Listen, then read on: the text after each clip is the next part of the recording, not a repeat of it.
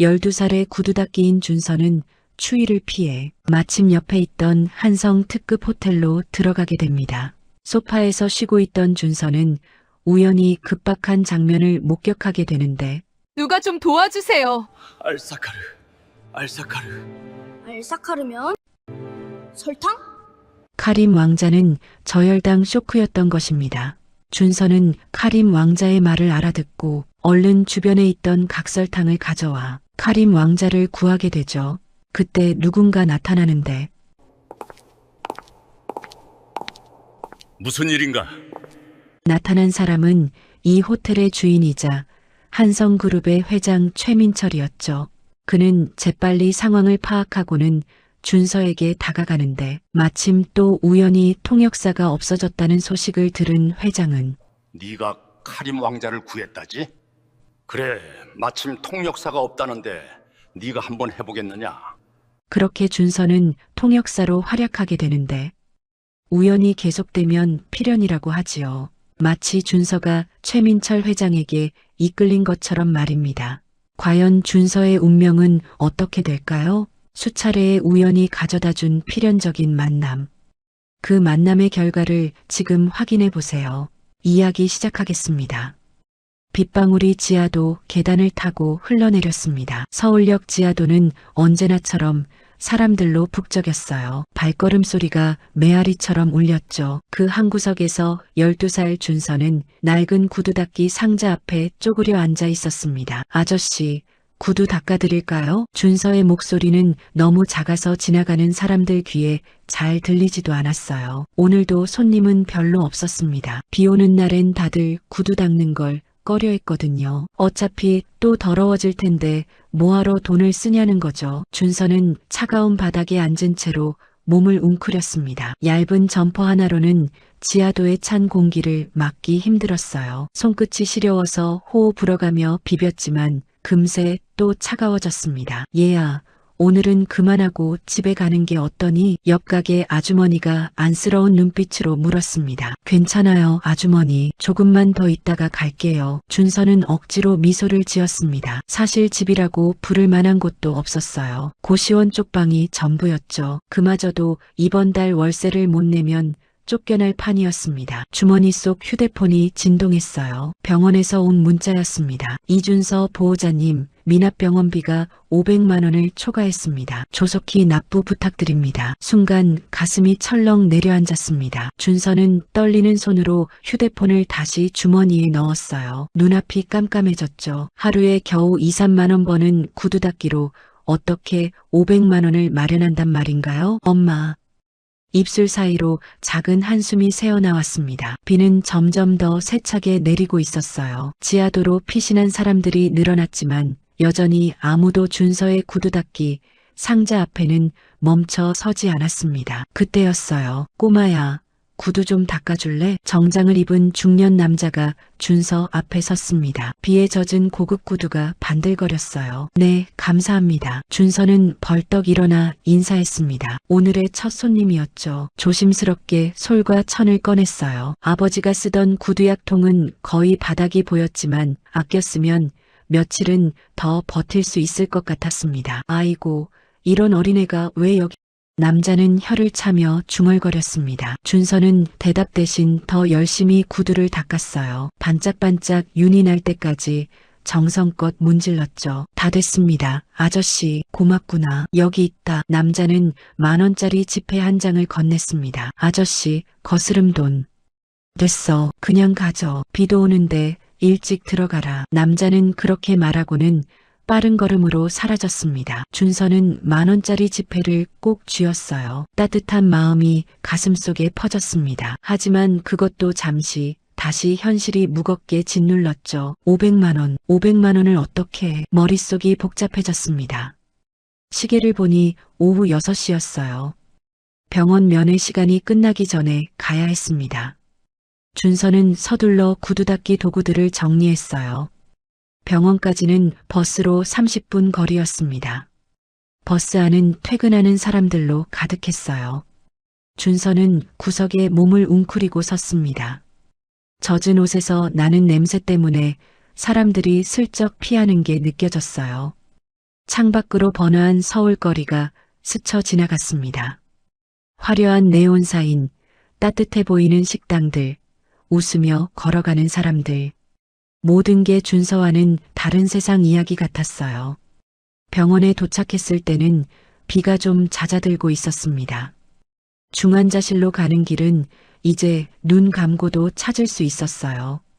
매일같이 왔으니까요. 간호사들도 준서를 알아보고 고개를 끄덕였습니다. 어머니 상태는 어떠세요? 준서가 조심스럽게 물었습니다.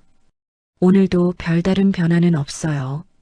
하지만 안정적이니까 너무 걱정하지 마. 간호사는 위로하듯 말했지만 준서는 알고 있었어요. 식물인간 상태가 벌써 2년째라는 걸, 깨어날 가능성이 점점 줄어들고 있다는 걸. 중환자실 문이 열렸습니다. 침대에 누워있는 엄마의 모습이 보였어요. 각종 기계에 연결된 채 꼼짝도 하지 않는 엄마. 준서의 눈에 눈물이 맺혔습니다. 엄마, 저 왔어요. 침대 옆에 앉아 엄마의 손을 잡았습니다. 차갑고 마른 손이었어요. 오늘도 열심히 일했어요. 비가 와서 손님은 별로 없었지만 그래도 10,000원이나 벌었어요. 준서는 억지로 밝은 목소리를 냈습니다. 엄마가 좋아하는 김밥도 먹고 싶은데 지금은 좀 참을게요. 병원비부터 내야 하니까. 말끝이 떨렸습니다. 500만 원. 그 숫자가 머릿속에서 떠나지 않았어요. 엄마, 제가 더 열심히 일할게요.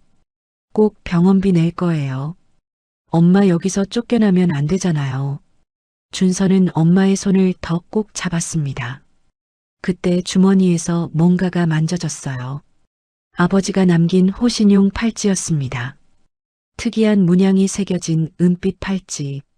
준서는 그것을 꺼내 만지작거렸어요. 아빠가 이거라도 비싸게 만들어놨으면 좋았을 텐데. 한숨이 나왔습니다. 전당포에 가봤지만 별 값어치가 없다고 했어요. 그저 평범한 은 팔찌일 뿐이라고요. 하지만 준서에게는 아버지의 마지막 흔적이었습니다. 엄마, 아빠가 왜 아랍어 공부를 하라고 했을까요? 준서는 혼잣말처럼 중얼거렸습니다. 집에는 아버지가 남긴 아랍어 학습 테이프가 수십 개 있었어요. 어릴 때부터 들으며 자란 준서는 이제 아랍어를 꽤 잘했습니다. 하지만 그게 무슨 소용이 있을까요? 구두 닦기 하는데 아랍어는 필요 없었으니까요. 면회 시간이 끝났다는 방송이 나왔습니다. 엄마, 내일 또 올게요. 준서는 엄마의 이마에 살짝 입을 맞췄습니다. 그리고는 무거운 발걸음으로 병실을 나왔어요. 복도를 걷다가 벽에 걸린 거울을 봤습니다. 거기엔 초라한 모습의 12살 소년이 서 있었어요. 헝클어진 머리, 때 묻은 얼굴, 낡은 옷. 준서는 자신의 모습이 싫었습니다. 이런 모습으로 뭘 할 수 있을까? 자신감이 바닥을 쳤습니다. 병원을 나오니 비는 완전히 그쳤어요. 하지만 바람은 여전히 차가웠습니다. 준서는 옷깃을 여미며 걸었어요. 그때였습니다. 번쩍이는 호텔 간판이 눈에 들어왔어요. 한성 특급 호텔이라고 쓰여 있었죠. 화려한 조명에 따뜻해 보이는 로비가 유리문 너머로 보였습니다. 준서의 발걸음이 멈췄어요. 잠깐만이라도 저 안에 들어가면 얼마나 따뜻할까?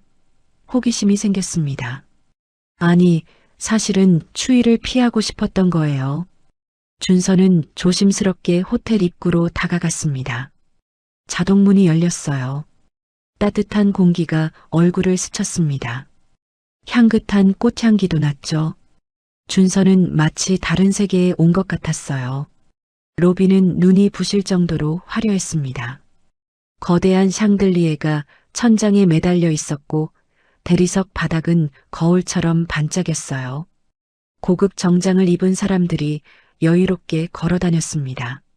준서는 구석진 소파에 살짝 앉았어요.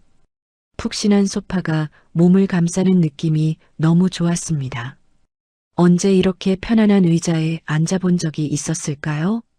잠깐만. 정말 잠깐만 있다가 나가야지. 준서는 눈을 감았습니다. 온몸에 긴장이 풀렸어요. 따뜻하고 포근했죠.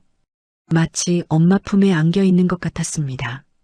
그런데 갑자기 누군가 어깨를 잡았어요.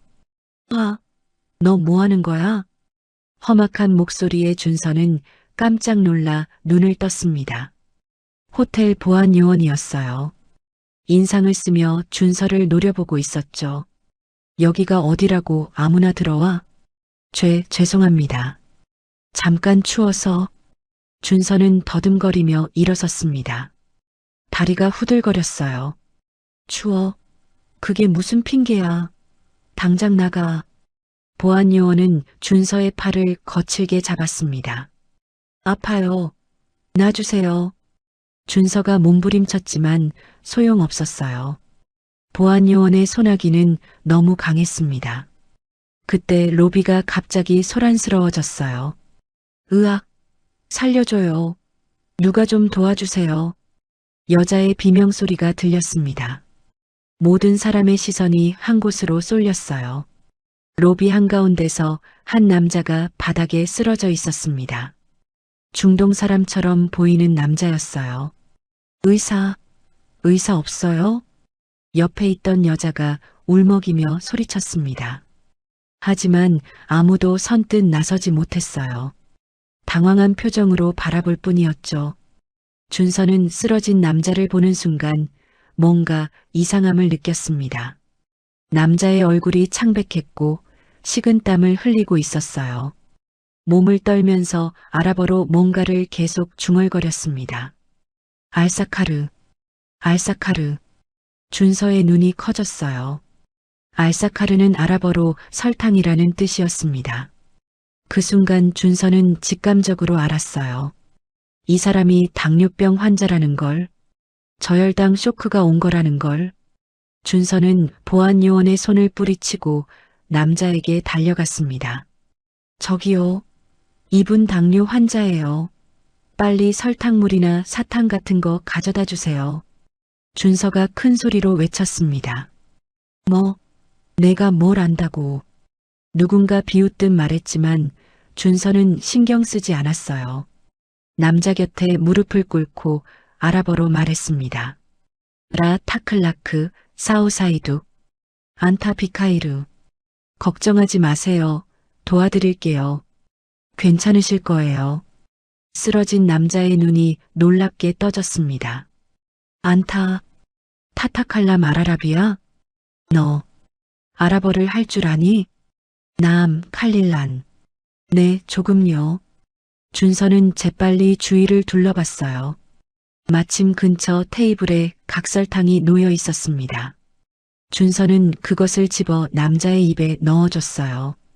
천천히 녹여 드세요. 금방 좋아지실 거예요. 준서는 침착하게 말했습니다. 주변 사람들이 모두 놀란 표정으로 바라봤어요. 12살짜리 꼬마가 완벽한 아랍어를 구사하며 응급처치를 하는 모습이 믿기지 않았던 거죠. 잠시 후 남자의 얼굴에 혈색이 돌아왔습니다. 슈크란 자질란. 고마워. 정말 고마워. 남자는 떨리는 목소리로 말했어요.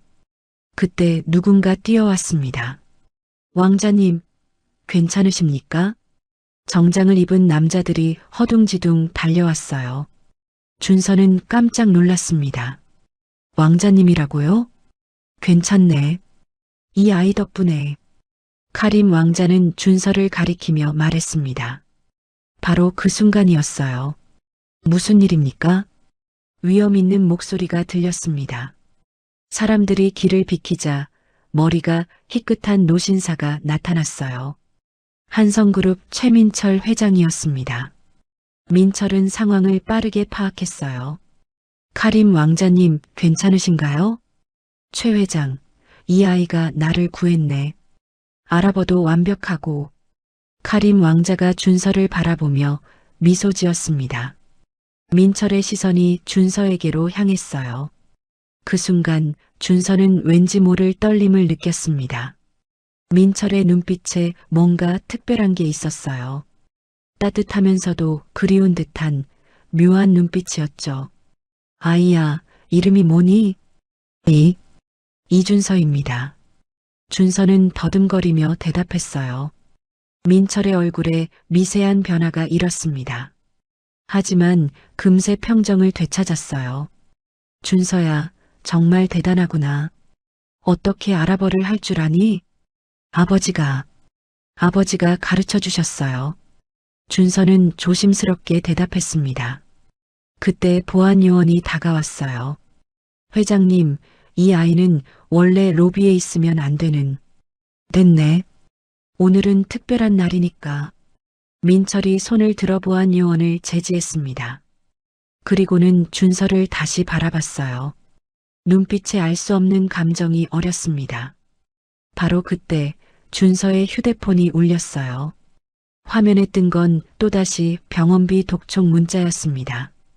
준서는 황급히 휴대폰을 주머니에 넣었지만 이미 얼굴에는 어두운 그림자가 드리워져 있었어요. 민철은 그 모습을 놓치지 않았습니다. 준서야, 혹시 어려운 일이 있니? 따뜻한 목소리에 준서의 눈에 눈물이 고였어요. 하지만 고개를 저었습니다. 아니에요. 괜찮아요. 거짓말이었죠. 하지만 처음 만난 사람에게 어떻게 모든 걸 털어놓을 수 있겠어요? 민철은 준서를 물끄러미 바라봤습니다. 25년 전 잃어버린 아들의 모습이 겹쳐 보이는 건 착각일까요? 그 똑같은 눈빛, 똑같은 얼굴 윤곽. 준서야. 민철이 부드럽게 불렀어요. 오늘 정말 큰일을 했구나. 내 덕분에 우리 회사에 중요한 손님을 구했어. 어떻게 보답해야 할지. 준서는 고개를 숙였습니다. 보답 같은 건 바라지 않아요. 당연히 해야 할 일을 했을 뿐이에요. 그 순수한 모습에 민철의 마음이 더욱 흔들렸어요. 이런 아이가 왜 이렇게 초라한 모습으로 호텔에 들어왔을까? 무슨 사연이 있는 걸까? 그래도 그냥 보낼 순 없지. 저녁이라도 같이 먹지 않겠니?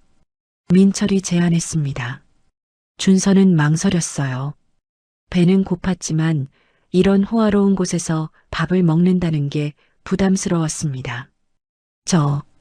이런 모습으로는. 준서는 자신의 낡은 옷을 내려다봤어요. 그런 건 신경 쓰지 마. 마음이 깨끗한 게 중요하지. 옷이 뭐가 중요하겠니? 민철의 말에 준서는 작게 고개를 끄덕였습니다. 그날 밤은 준서의 인생에서 잊을 수 없는 날이 될 거예요. 비 오는 날의 구두 닦기 소년에게 찾아온 작은 기적. 하지만 그것이 얼마나 큰 운명의 시작인지 준서는 아직 알지 못했습니다. 호텔 레스토랑으로 가는 길, 준서는 계속 주머니 속 호신용 팔찌를 만졌어요. 아버지가 남긴 이 팔찌가 언젠가는 모든 비밀을 풀어줄 열쇠가 될 거라고는 상상도 못한 채로 그렇게 운명의 톱니바퀴가 돌아가기 시작했습니다. 그날 아침 한성그룹 회장실은 전쟁터 같았습니다. 통역사가 사라졌다고요? 민철의 목소리가 떨렸어요.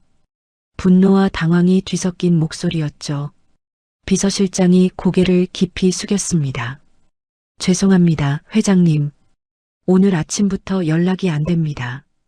집에도 없고 오늘이 무슨 날인지 모르나. 민철이 책상을 내리쳤어요. 쿵. 둔탁한 소리에 비서실장의 어깨가 움츠러들었습니다. 오늘은 한성그룹 역사상 가장 중요한 날이었어요. 중동의 카림 왕자와 100조 원 규모의 투자 계약을 맺는 날이었죠. 이 계약이 성사되면 한성그룹은 세계 10대 기업으로 도약할 수 있었습니다. 그런데 하필 오늘 아랍어 통역사가 사라진 거예요. 다른 통역사는요? 급하게 수소문했지만 카림 왕자님이 쓰시는 특수한 사우디 방언을 할 수 있는 사람이 국내에 없습니다. 민철은 손으로 얼굴을 쓸어내렸어요. 머리가 지끈거렸습니다. 25년 동안 회사를 이끌어오면서 이런 위기는 처음이었어요. 그때 회장실 문이 열렸습니다. 회장님, 실례합니다. 들어온 사람은 박상진 전무였어요. 얼굴에 걱정스러운 표정을 띠고 있었지만 눈빛은 묘하게 반짝였죠. 통역사 문제 들었습니다. 정말 큰일이네요. 상진의 목소리에는 걱정과는 다른 무언가가 섞여 있었어요. 민철은 날카로운 눈으로 상진을 바라봤습니다. 다른 방법을 찾아보고 있네. 그럼요, 당연히 찾아야죠. 하지만 카림 왕자님이 오후 2시에 도착하신다면서요? 시간이. 상진은 손목시계를 들여다봤어요. 마치 시간을 재촉하는 것처럼. 민철의 미간이 좁혀졌습니다. 이상하다.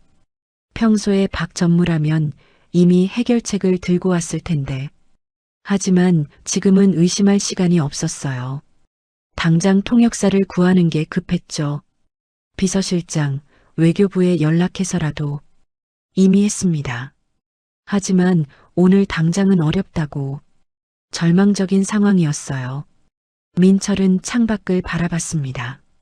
서울의 높은 빌딩들이 비에 젖어 있었어요. 마치 그의 마음처럼 흐릿하고 무거웠죠. 이번 계약이 무산되면 생각하고 싶지 않았습니다. 한성그룹의 미래가 걸린 일이었으니까요. 시간은 무정하게 흘렀어요. 오후 2시 카림 왕자 일행이 한성 호텔에 도착했습니다. 민철은 최대한 침착한 표정으로 로비로 내려갔어요. 하지만 손에는 땀이 배어 있었죠. 어서 오십시오, 왕자님. 민철이 영어로 인사했습니다. 카림 왕자도 미소를 지으며 영어로 답했어요. 하지만 계약서 검토는 반드시 아랍어로 해야 했죠. 그게 왕자의 조건이었으니까요. 회의실로 가는 길, 민철의 가슴은 천근만근이었습니다. 어떻게든 방법을 찾아야 해. 그런데 갑자기 카림 왕자가 걸음을 멈췄어요. 얼굴이 창백해지더니 아랍어로 무언가를 중얼거렸습니다. 그리고는 그대로 쓰러졌어요. 왕자님, 수행원들이 놀라서 달려들었습니다. 민철도 당황했어요. 이게 무슨 일인가 싶었죠. 설상가상이구나. 모든 게 끝났다고 생각한 순간이었어요. 그때 누군가 뛰어들었습니다. 저기요. 이분 당뇨 환자예요. 어린 목소리였어요. 민철이 고개를 돌리자 낡은 옷을 입은 소년이 왕자 곁에 무릎을 꿇고 있었습니다. 바로 준서였죠. 그 다음 순간 민철은 자신의 귀를 의심했어요. 준서가 완벽한 아랍어로 왕자에게 말하고 있었던 겁니다. 라 타클라크 사우사이두. 유창하고 정확한 발음이었어요. 마치 원어민 같았죠. 민철의 눈이 휘둥그레졌습니다. 저 아이가 아랍어를. 준서는 침착하게 응급처치를 했어요. 각설탕을 왕자의 입에 넣어주고 계속해서 아랍어로 안심시켰죠. 잠시 후 카림 왕자가 의식을 되찾았습니다. 슈크란 자질란. 왕자가 준서의 손을 잡으며 고마워했어요. 그때 민철에게 번뜩이는 아이디어가 떠올랐습니다. 혹시 저 아이가. 왕자의 상태가 안정되자 민철은 조심스럽게 다가갔어요. 준서야, 혹시 아랍어를 얼마나 할 수 있니? 저 일상 회화는 할 수 있어요. 아버지가 가르쳐 주셔서. 준서가 수줍게 대답했습니다. 민철의 가슴이 뛰기 시작했어요. 왕자님, 제안이 있습니다. 민철이 카림 왕자에게 말했어요. 오늘 통역사가 갑자기 사정이 생겨서 이 아이가 도와주면 어떨까요? 카림 왕자는 준서를 바라봤습니다. 방금 전 자신을 구해준 아이였죠. 게다가 아랍어도 완벽했어요. 좋네. 이 아이라면 믿을 수 있겠어. 왕자가 고개를 끄덕였습니다. 준서는 깜짝 놀랐어요. 저요? 하지만 저는 그런 중요한 일은. 할 수 있어. 민철이 준서의 어깨에 손을 올렸어요. 따뜻하고 든든한 손길이었죠. 방금 내가 보여준 침착함과 실력이면 충분해. 물론 부담스럽다면 거절해도 돼. 준서는 망설였습니다. 자신이 과연 그런 큰일을 할 수 있을까? 실수라도 하면 어쩌지? 하지만 민철의 믿음직한 눈빛을 보니 용기가 생겼어요. 해볼게요. 최선을 다할게요. 준서가 결심했습니다. 그렇게 해서 한성그룹 역사상 가장 어린 통역사가 탄생했어요. 회의실로 들어가는 준서의 다리는 떨렸습니다. 거대한 테이블, 정장 입은 어른들, 두꺼운 계약서, 모든 게 낯설고 무서웠어요. 실수하면 안 돼. 절대로. 준서는 마음을 다잡았습니다. 계약서 검토가 시작됐어요. 카림 왕자가 아랍어로 질문하면 준서가 한국어로 통역했습니다. 그리고 민철의 답변을 다시 아랍어로 전달했죠. 처음엔 떨리는 목소리였어요. 하지만 점점 안정을 찾아갔습니다. 준서의 통역은 정확하고 매끄러웠어요. 이 조항에서 말하는 수익 배분은 왕자님께서는 수익 배분 조항에 대해 묻고 계십니다. 준서의 목소리가 회의실에 울려 퍼졌어요. 민철은 감탄하며 준서를 바라봤습니다. 대단하구나. 정말 대단해. 12살 아이가 이렇게 완벽하게 통역을 하다니. 게다가 준서는 단순히 말만 옮기는 게 아니었어요. 문화적 차이까지 설명하며 양쪽의 이해를 도왔죠. 한국에서는 이런 경우 보통, 왕자님의 나라에서는 그것이 매우 중요한 의미를 갖습니다. 시간이 흐를수록 회의 분위기는 좋아졌어요. 카림 왕자도 만족스러운 표정이었죠. 그런데 갑자기 방해꾼이 나타났습니다. 잠깐만요. 박상진 전무가 회의실에 들어왔어요. 회장님, 중요한 계약에 검증되지 않은 아이를 쓰시다니요. 혹시라도 통역 오류가 있으면. 상진의 목소리에는 가시가 돋쳐 있었어요. 순간 회의실 분위기가 싸늘해졌습니다. 카림 왕자의 표정도 굳어졌죠. 준서는 몸이 굳었어요. 내가 뭔가 잘못했나? 실수했나?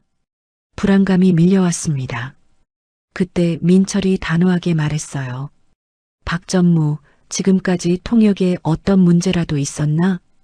그게 아니라, 왕자님, 혹시 통역에 불만이 있으신가요?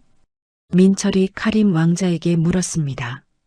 왕자는 고개를 저었어요. 전혀. 오히려 지금까지 만난 통역사 중 최고야. 그 말에 준서의 얼굴이 빨개졌어요. 상진은 이를 악물었습니다. 계획이 틀어진 게 분명했죠. 그럼 실례했습니다. 상진이 물러났어요. 하지만 나가면서 준서를 째려봤죠. 그 눈빛이 너무 무서워서 준서는 움찔했습니다. 회의는 계속됐어요. 2시간, 3시간. 준서의 목이 아프고 머리가 지끈거렸지만 포기하지 않았어요. 조금만 더 힘내자. 드디어 마지막 조항까지 검토가 끝났습니다. 좋아. 모든 조건에 동의하네. 카림 왕자가 만족스럽게 고개를 끄덕였어요. 계약서에 서명하겠네. 그 순간 회의실에 환호성이 터졌습니다. 100조 원. 한성그룹 역사상 최대 규모의 계약이 성사된 거예요. 민철의 눈에 눈물이 고였습니다. 그리고 준서를 바라봤어요. 이 모든 게 한 소년 덕분이었죠. 준서야, 정말 고맙다. 내가 우리 회사를 구했어. 민철이 준서를 꼭 안아줬어요. 따뜻한 품이었습니다. 아버지의 품처럼. 준서도 눈물이 났어요. 처음으로 누군가에게 인정받는 기분이었거든요. 계약식이 끝나고 카림 왕자가 준서에게 다가왔습니다. 어린 친구, 자네 덕분에 좋은 계약을 했네. 왕자가 주머니에서 뭔가를 꺼냈어요. 작은 금화였습니다. 이건 우리나라 왕실 문장이 새겨진 행운의 금화야. 자네에게 주고 싶네. 왕자님, 이렇게 귀한 걸. 받아. 자네는 그럴 자격이 있어. 준서는 조심스럽게 금화를 받았어요. 묵직하고 따뜻한 금화. 마치 새로운 인생이 시작되는 것 같은 느낌이었죠. 왕자 일행이 떠난 후 민철은 준서와 단둘이 남았어요. 준서야, 배고프지? 저녁 같이 먹자. 네. 저는 이만. 준서가 망설였어요. 하지만 민철의 눈빛은 거절을 허락하지 않았죠. 오늘은 특별한 날이야. 함께 축하하자. 그렇게 두 사람은 호텔 레스토랑으로 향했습니다. 준서는 난생 처음 보는 고급 요리들에 눈이 휘둥그레졌어요. 뭐든 먹고 싶은 걸로 시켜. 저는 잘 모르겠어요. 준서가 쭈뼛거렸어요. 민철은 부드럽게 웃으며 직접 주문했습니다. 이 아이가 좋아할 만한 걸로 부탁합니다. 잠시 후 따뜻한 스프가 나왔어요. 준서는 조심스럽게 숟가락을 들었습니다. 진한 맛이 입안에 퍼졌어요. 눈물이 날 것 같았죠. 천천히 먹어. 더 시켜도 돼. 민철의 목소리는 다정했어요. 준서를 바라보는 눈빛에는 알 수 없는 그리움이 담겨 있었죠. 이 아이가 왜 이렇게 낯설지 않을까? 민철은 가슴 한구석이 뭉클해지는 걸 느꼈습니다. 마치 오래전 잃어버린 무언가를 되찾은 것 같은. 준서야, 가족은 어떻게 되니? 민철이 조심스럽게 물었어요. 준서의 표정이 어두워졌습니다. 어머니가 병원에 계세요. 아버지는 2년 전에 돌아가셨고요. 그렇구나. 민철의 마음이 아팠어요. 이렇게 어린아이가 홀로 살아간다니. 그때 준서의 휴대폰이 울렸습니다. 또 병원비 독촉 문자였어요. 준서는 황급히 휴대폰을 숨겼지만 이미 늦었죠. 민철은 모든 걸 눈치챘습니다. 준서야, 혹시 도움이 필요하면 말해. 오늘 내가 해준 일에 비하면. 아니에요. 정말 괜찮아요. 준서가 고개를 세차게 저었어요. 자존심이었죠. 동정받고 싶지 않았던 거예요. 민철은 더 이상 묻지 않았습니다. 대신 다른 제안을 했어요. 그럼 이건 어떠니? 우리 회사에서 아르바이트를 하는 거야. 통역이나 번역 일을 도와주면서. 준서의 눈이 반짝였어요. 정말요? 제가 할 수 있을까요? 오늘 이미 증명했잖아. 넌 충분히 할 수 있어. 희망이 생겼습니다. 정당하게 일해서 돈을 벌 수 있다니. 감사합니다. 정말 열심히 할게요. 준서가 깊이 인사했어요. 민철은 미소를 지었습니다. 하지만 동시에 가슴 한구석이 쓰렸어요. 준서를 볼수록 25년 전 잃어버린 아들이 생각났거든요. 만약 우리 아이가 살아있다면 이 정도 나이가 됐겠지. 그날 밤 두 사람은 오래도록 이야기를 나눴어요. 준서는 학교 이야기, 아랍어 공부 이야기, 그리고 조심스럽게 부모님 이야기도 했죠. 민철은 모든 이야기를 따뜻하게 들어줬습니다. 마치 진짜 할아버지처럼. 레스토랑을 나올 때쯤 비는 그쳤어요. 준서야, 차로 바래다 줄게. 아니에요. 여기까지도 너무 감사해요. 준서는 또다시 인사를 했어요. 그런데 민철의 눈에 뭔가 반짝이는 게 보였습니다. 준서의 손목이었어요. 그 팔찌. 민철이 멈칫했습니다. 은빛 팔찌에 새겨진 특이한 문양. 어디선가 본 것 같은데. 아, 이거요? 아버지가 주신 거예요. 준서가 팔찌를 보여줬어요. 민철의 심장이 쿵 하고 뛰었습니다. 설마. 아니야, 그럴 리가. 하지만 확인하고 싶은 마음을 억누르지 못했어요. 준서야, 혹시 그 팔찌에 대해 더 아는 게 있니? 잘 모르겠어요. 아버지가 꼭 차고 다니라고 하셨어요. 호신용이라고. 민철은 더 묻지 않았습니다. 아직은 때가 아니라고 생각했어요. 그래, 소중히 간직해. 그럼 조심해서 가렴. 네, 안녕히 계세요. 준서가 밝게 인사하고 뛰어갔어요. 민철은 준서의 뒷모습을 오래도록 바라봤습니다. 작고 여린 어깨가 조금씩 멀어져 갔죠. 혹시, 정말 혹시, 가슴이 두근거렸어요. 희망과 두려움이 동시에 밀려왔죠. 한편 회장실로 돌아온 민철은 비서실장을 불렀습니다. 그 아이에 대해 조사해봐. 조심스럽게. 네, 알겠습니다. 그리고 또 하나. 오늘 통역사가 왜 나타나지 않았는지도 알아봐. 민철의 눈빛이 날카로워졌어요. 뭔가 수상한 낌새가 있었거든요. 그날 밤 준서는 고시원으로 돌아왔어요. 좁고 어두운 방이었지만 오늘만큼은 궁전처럼 느껴졌습니다. 카림 왕자가 준 금화를 꺼내봤어요. 반짝이는 금화에 얼굴이 비쳤죠. 엄마, 오늘 정말 신기한 일이 있었어요. 준서는 혼자 말했어요. 제가 100조 원짜리 통역을 했다고요. 믿어지세요? 웃음이 났습니다. 꿈만 같은 하루였어요. 하지만 동시에 불안하기도 했죠. 이 행운이 얼마나 갈까? 혹시 내일 일어나면 모든 게 꿈이었던 건 아닐까? 준서는 팔찌를 만졌어요. 아버지가 남긴 유일한 유품. 이 팔찌가 뭔가 특별한 의미가 있는 걸까? 민철 회장님이 왜 그렇게 유심히 봤을까?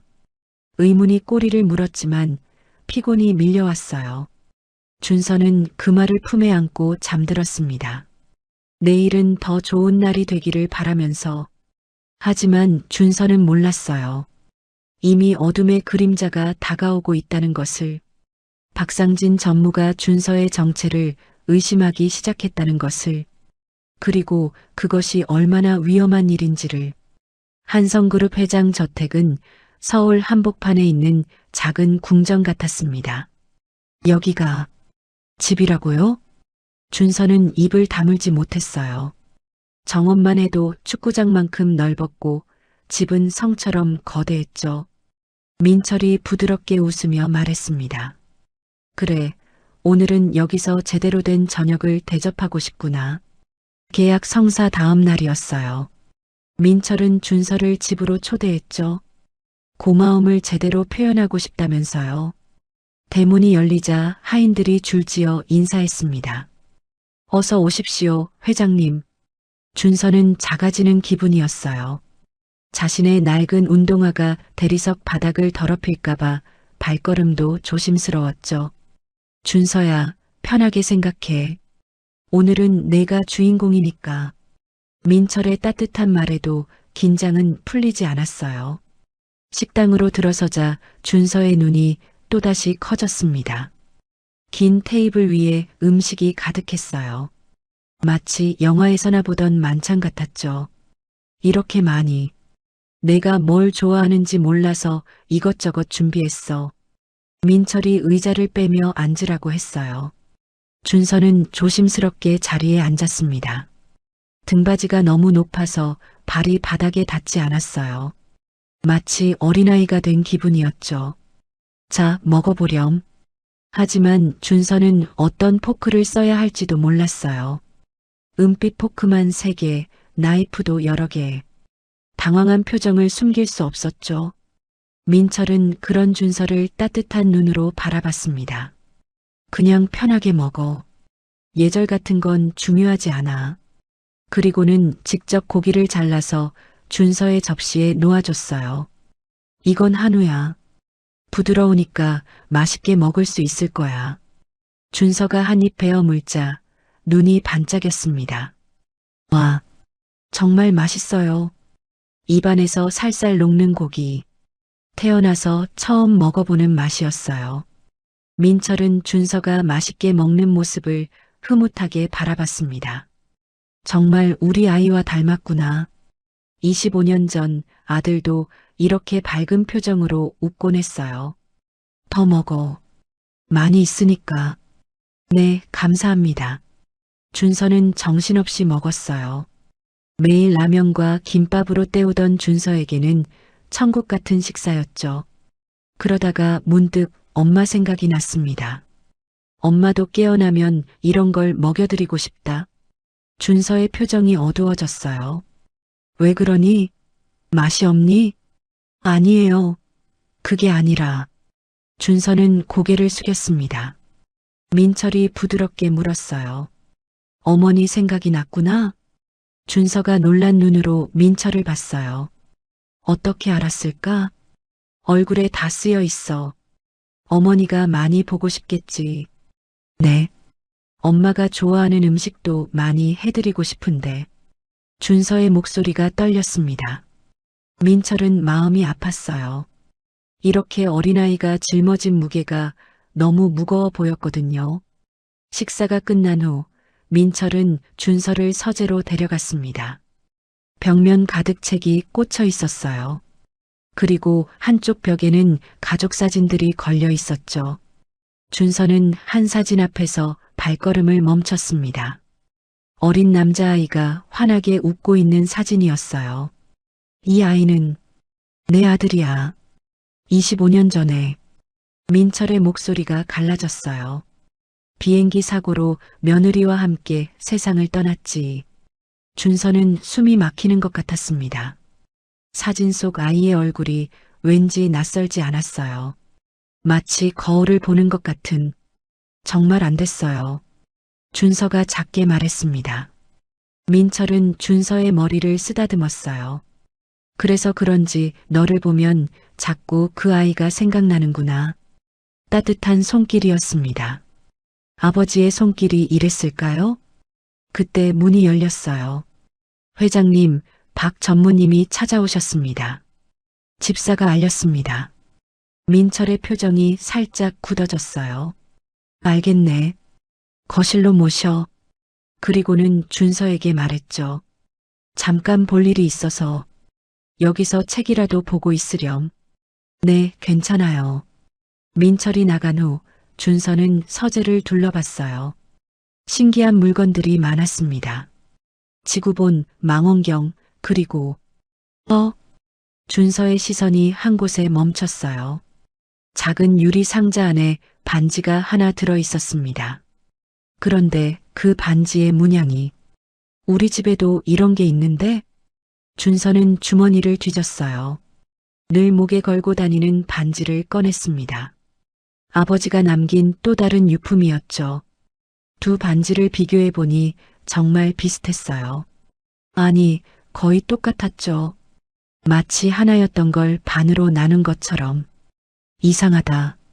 바로 그때였습니다. 뭐 하는 거냐?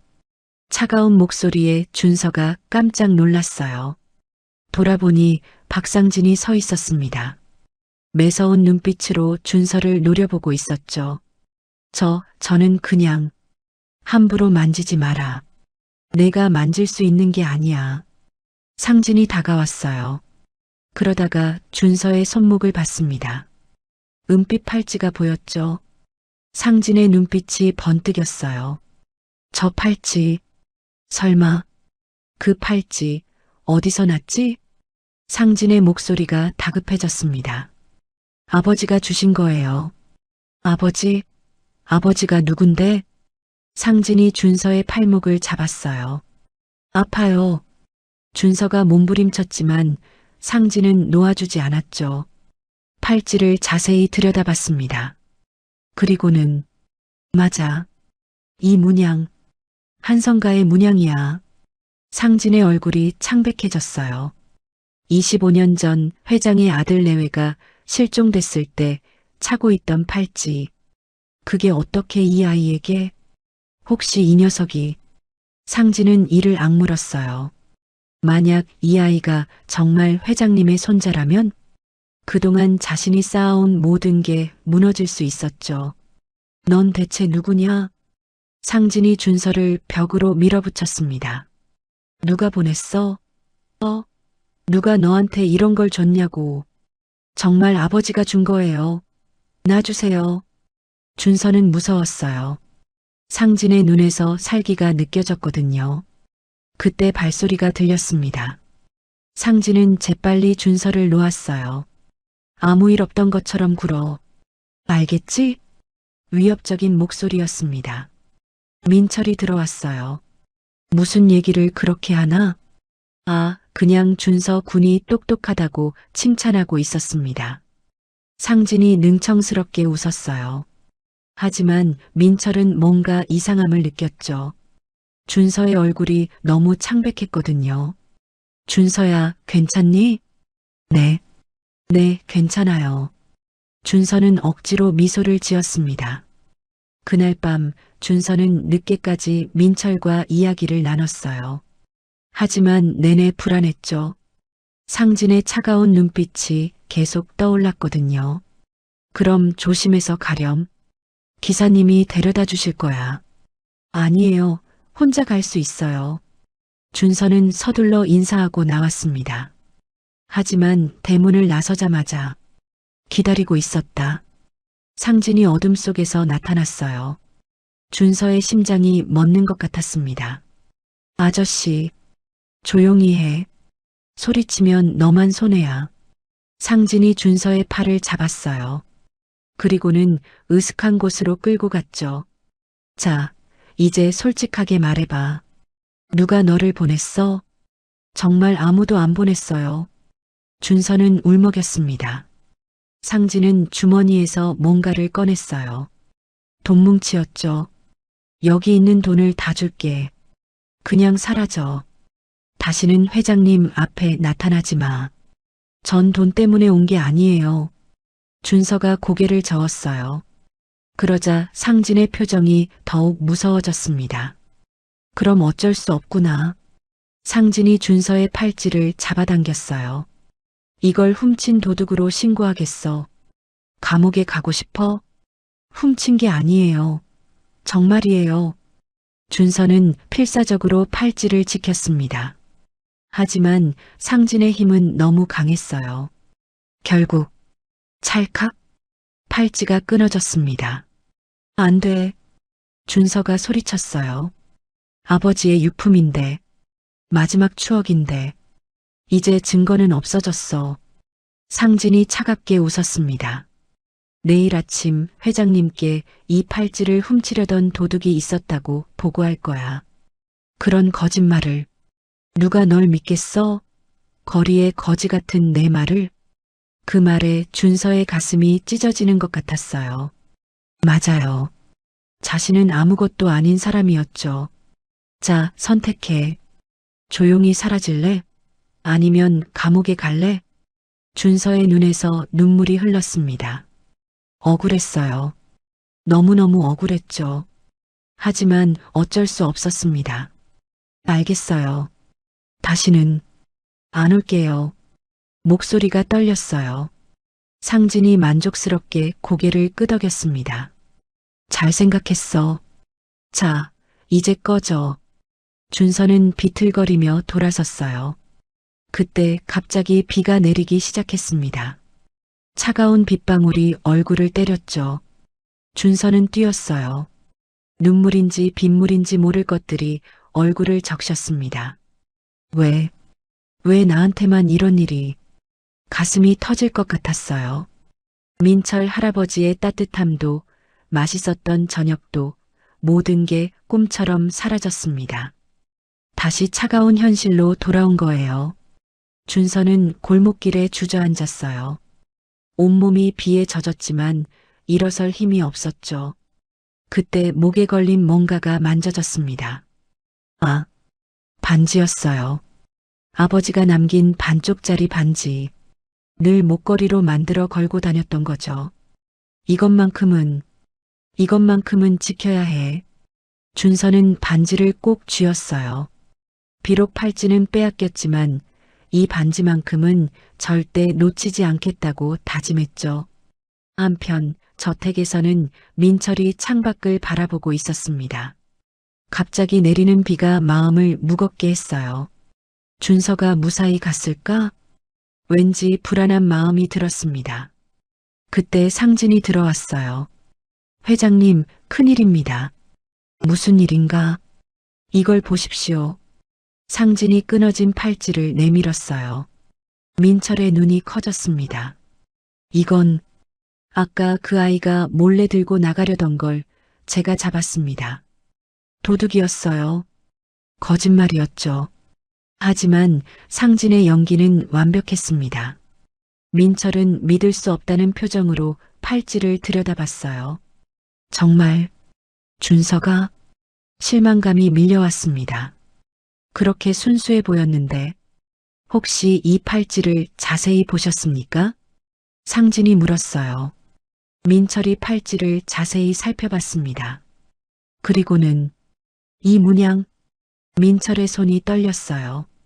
한성가의 가문 문양이 선명하게 새겨져 있었던 거죠.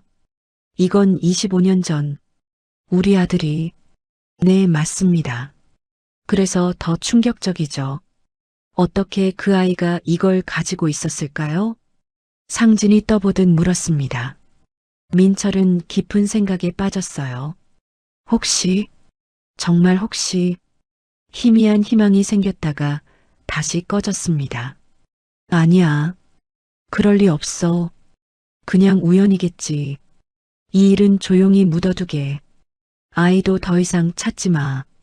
민철이 지친 목소리로 말했어요. 네, 알겠습니다. 상진은 속으로 미소를 지었습니다. 계획대로였죠. 밖에서는 비가 더욱 거세게 내렸어요. 준서는 여전히 빗속을 걷고 있었습니다. 차가운 빗물이 온몸을 적셨지만 마음은 더 차가웠어요. 다시는 그곳에 가지 않을 거야. 준서는 다짐했습니다. 하지만 운명은 그렇게 쉽게 끝나지 않는 법이죠. 목에 걸린 반지가 빗물에 반짝였어요. 언젠가 이 반지가 모든 진실을 밝혀줄 열쇠가 될 거라는 걸 준서는 아직 모르고 있었습니다. 그렇게 긴 밤이 지나가고 있었어요. 따뜻함과 차가움이 교차했던 밤, 희망과 절망이 엇갈렸던 밤, 그리고 운명의 톱니바퀴가 더욱 복잡하게 맞물려 돌아가기 시작한 밤이었습니다. 그날 밤 민철은 잠을 이룰 수 없었습니다. 끊어진 팔찌를 계속 들여다봤어요. 뭔가 이상한 느낌이 들었죠. 정말 준서가 훔치려 했을까? 아무리 생각해도 믿기지 않았습니다. 그 맑은 눈빛을 가진 아이가. 새벽 3시 민철은 서재로 갔어요. 팔찌를 확대경으로 자세히 살펴봤습니다. 그러다가 이게 뭐지? 팔찌 안쪽에 작은 숫자들이 새겨져 있었어요. 1년 번호였습니다. 민철의 손이 떨렸어요. 서랍을 뒤져 오래된 서류를 꺼냈죠. 25년 전 아들 내외가 실종됐을 때 작성한 문서였습니다. 팔찌 1년 번호 HS1999-0523. 민철은 다시 팔찌를 봤어요. 똑같았습니다. 이럴 수가. 민철의 다리에 힘이 풀렸어요. 의자에 털썩 주저앉았죠. 이 팔찌는 분명 아들이 차고 있던 것. 그런데 어떻게 준서가? 혹시 정말로 준서가? 가슴이 미친 듯이 뛰었습니다. 하지만 확신할 수는 없었어요. 더 확실한 증거가 필요했죠. 다음 날 아침, 민철은 비밀리에 병원에 연락했습니다. 유전자 검사를 하고 싶은데, 네, 회장님. 샘플만 있으면 가능합니다. 민철은 준서가 어제 저녁에 사용한 포크를 조심스럽게 봉투에 넣었어요. 그리고 자신의 머리카락도 함께 넣었죠. 절대 비밀로 해주게. 결과는 나에게만. 알겠습니다, 회장님. 한편 박상진은 불안했어요. 그 꼬맹이가 정말 조용히 있을까? 만약 준서가 다시 나타나면 생각만 해도 아찔했죠. 상진은 부하를 불렀습니다. 김 과장, 이준서라는 아이를 찾아. 조용히. 네, 전무님. 그리고 며칠이 지났어요. 준서는 다시 서울역 지하도로 돌아왔습니다. 구두 닦기 상자 앞에 앉아 있었죠. 하지만 마음은 텅 비어 있었어요. 다 꿈이었나 봐. 따뜻했던 저녁도, 친절했던 할아버지도 모두 꿈처럼 사라졌습니다. 그때였어요. 찾았다. 거친 목소리에 준서가 고개를 들었습니다. 덩치 큰 남자 둘이 서 있었어요. 너 이준서 맞지? 준서의 얼굴이 창백해졌습니다. 본능적으로 위험을 느꼈어요. 아니에요. 거짓말하지 마. 남자가 준서의 팔을 잡았어요. 준서는 있는 힘껏 뿌리치고 뛰었습니다. 잡아. 지하도가 아수라장이 됐어요. 준서는 필사적으로 달렸습니다. 하지만 어른들의 다리가 더 빨랐죠. 결국 골목에서 잡히고 말았어요. 놔줘요. 살려주세요. 준서가 소리쳤지만 소용없었습니다. 검은 승합차가 나타났어요. 준서는 차 안으로 끌려 들어갔죠. 조용히 해. 안 그러면 더 아플 거야. 준서는 두려움에 떨었습니다. 차는 점점 외진 곳으로 향했어요. 엄마한테 가야 하는데 눈물이 났습니다. 오늘은 병원 면회 가는 날이었거든요. 1시간쯤 달렸을까요? 차가 멈췄어요. 폐공장 같은 곳이었습니다. 내려. 준서는 끌려 내려왔어요. 녹슨 철문을 지나 어두운 건물 안으로 들어갔죠. 그곳에는 박상진이 기다리고 있었습니다. 오랜만이구나, 준서야. 상진의 얼굴에 차가운 미소가 번졌어요. 준서는 몸을 떨었습니다. 왜 이러세요? 내 말을 안 들었잖아. 다시 나타나지 말라고 했는데. 전 아무것도 안 했어요. 정말이에요. 준서가 울먹였어요. 상진이 다가왔습니다. 내가 누군지 알아냈어. 25년 전 죽은 줄 알았던 그 아이의 자식이지? 준서는 무슨 말인지 이해할 수 없었어요. 모르겠어요. 정말 모르겠어요. 연기하지 마. 상진이 소리쳤습니다. 내가 나타나면 내가 쌓아온 모든 게 무너져. 그럴 순 없어. 준서는 그제야 깨달았어요. 이 사람이 자신을 죽이려 한다는 걸. 도망쳐야 해. 준서는 있는 힘껏 상진을 밀쳤어요. 그리고 뛰었습니다. 잡아. 놓치지 마. 부하들이 쫓아왔어요. 준서는 미로 같은 공장 안을 뛰어다녔습니다. 심장이 터질 것 같았어요. 다리는 후들거렸죠. 엄마를 다시 봐야 해. 그 생각만이 준서를 버티게 했습니다. 철제 계단을 뛰어 올랐어요. 2층, 3층. 뒤에서는 발소리가 점점 가까워졌죠. 막다른 곳이었습니다. 앞에는 깨진 유리창뿐. 이제 끝이야, 꼬마야. 부하들이 다가왔어요. 준서는 뒤를 돌아봤습니다. 3층 높이. 뛰어내리면. 하지만 여기서 잡히면 죽어. 준서는 이를 악물었어요. 그리고 으악. 창문으로 뛰어내렸습니다. 쿵. 쓰레기 더미 위로 떨어졌어요. 온몸이 아팠지만 다행히 큰 부상은 없었습니다. 준서는 절뚝거리며 일어났어요. 그리고 또다시 뛰었죠. 저 녀석? 위에서 고함 소리가 들렸습니다. 준서는 공장을 빠져나와 숲으로 뛰어들었어요. 나뭇가지에 긁히고 돌에 걸려 넘어지기를 반복했습니다. 온몸이 상처투성이가 됐어요. 그렇게 몇 시간을 헤맸을까요? 드디어 큰 길이 보였습니다. 지나가는 트럭을 세워 타고는 서울로 돌아왔어요. 해가 질 무렵 준서는 한성그룹 회장 저택 앞에 서 있었습니다. 여기밖에 갈 곳이 없어. 온몸은 피투성이었어요. 옷은 찢어지고 얼굴은 긁힌 상처로 가득했죠. 준서는 비틀거리며 대문 앞으로 갔습니다. 그리고 쓰러졌어요. 누구세요? 어머. 경비원이 놀라 달려왔습니다. 애가 쓰러져 있어요. 빨리 회장님께. 잠시 후 민철이 뛰어나왔어요. 쓰러진 준서를 보고는 깜짝 놀랐죠. 준서야. 민철이 준서를 안아들었습니다. 그때 준서의 목에서 뭔가가 반짝였어요. 반지였습니다. 반쪽짜리 반지가 목걸이에 매달려 있었죠. 민철의 눈이 휘둥그레졌어요. 이건 우리 가문이. 바로 그 순간 준서가 희미하게 눈을 떴습니다. 할아버지, 죄송해요. 그리고는 다시 의식을 잃었어요. 민철은 준서를 꼭 안았습니다. 괜찮아. 이제 괜찮아. 눈물이 흘렀어요.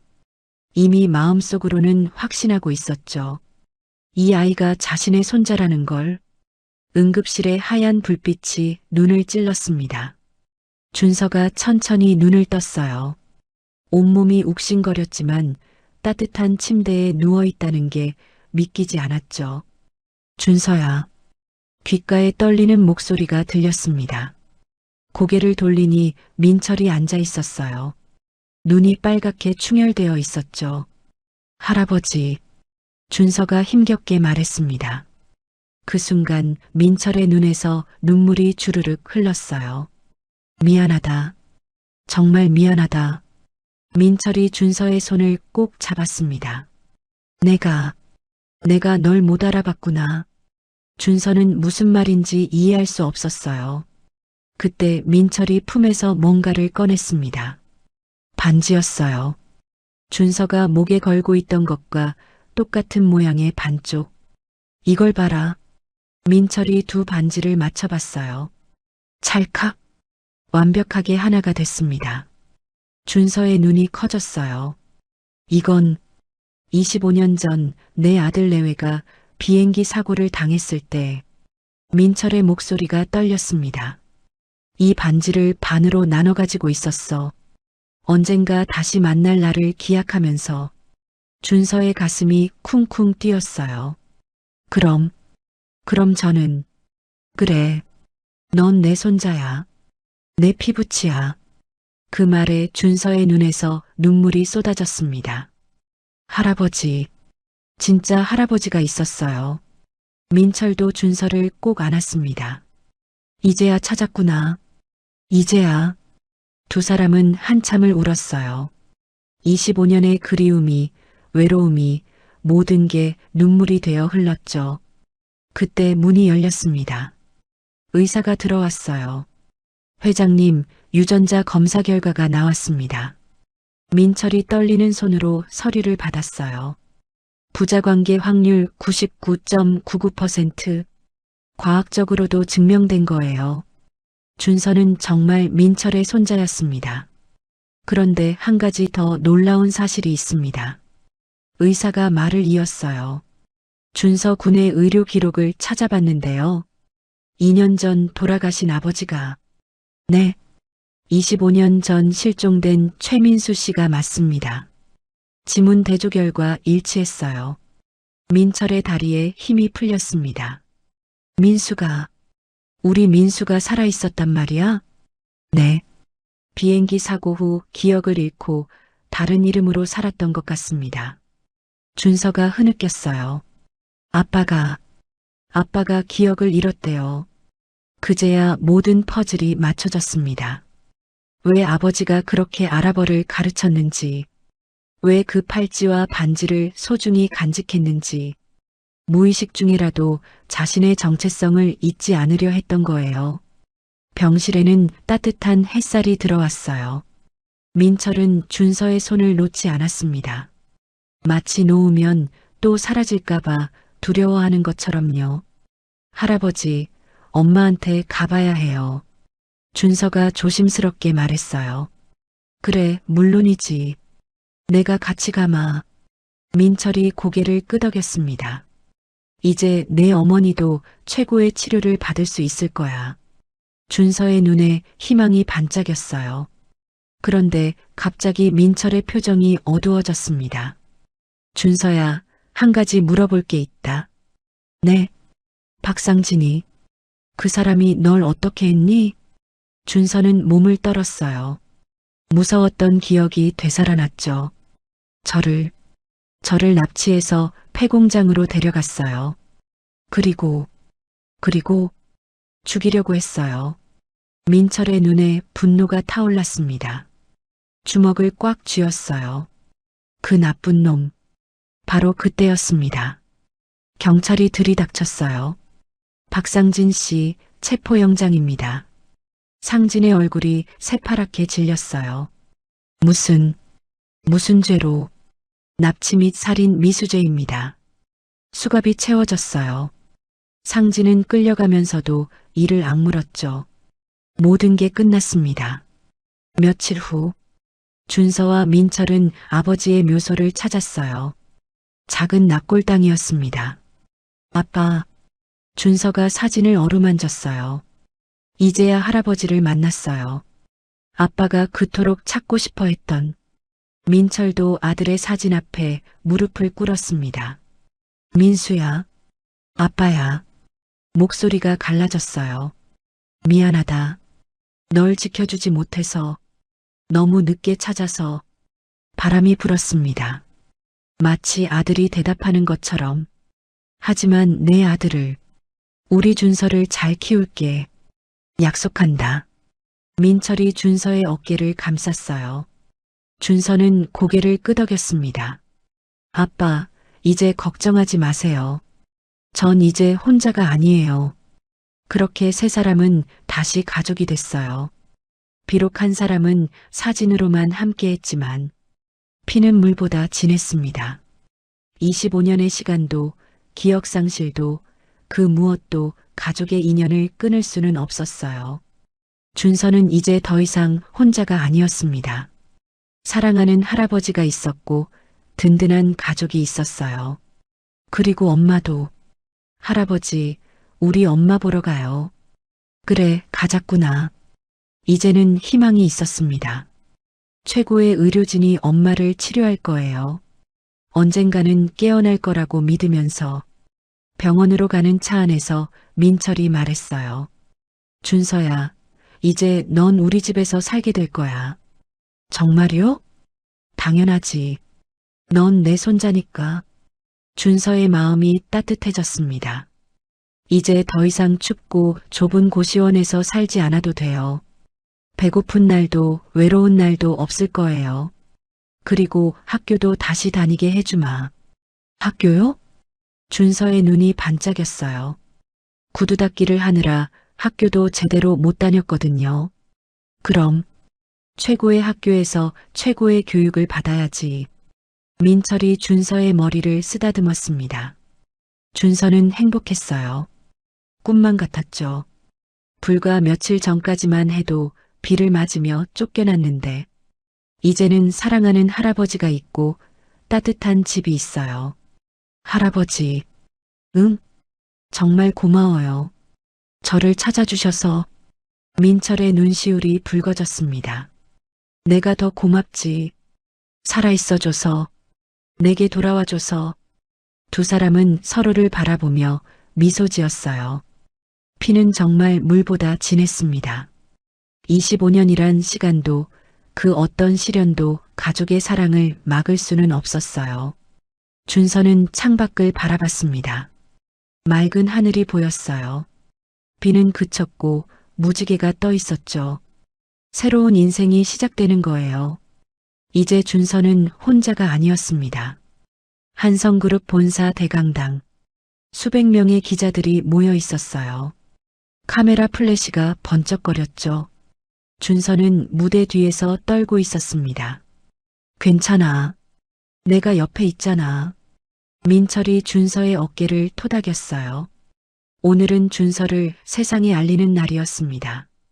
25년 만에 찾은 손자를 공식 후계자로 발표하는 날이었죠. 여러분, 오늘 저에게는 기적 같은 날입니다. 민철이 마이크 앞에 섰어요. 25년 전 잃어버렸던 제 손자를 찾았습니다. 기자들이 웅성거렸습니다. 민철이 준서의 손을 잡고 무대로 이끌었어요. 수백 개의 카메라가 준서를 향했습니다. 준서의 다리가 후들거렸어요. 하지만 할아버지의 따뜻한 손이 용기를 줬죠. 안녕하세요. 저는 이준서입니다. 작은 목소리였지만 진심이 담겨 있었어요. 앞으로 할아버지처럼 따뜻한 기업인이 되고 싶어요. 어려운 아이들을 도울 수 있는. 준서의 눈에 눈물이 맺혔습니다. 자신도 그런 아이였으니까요. 기자들은 숨죽여 들었어요. 12살 소년의 진심 어린 말에 모두가 감동했죠. 다음 날, 준서는 새 교복을 입었어요. 거울을 보니 낯선 자신이 서 있었습니다. 와, 정말 멋있구나. 민철이 웃으며 말했어요.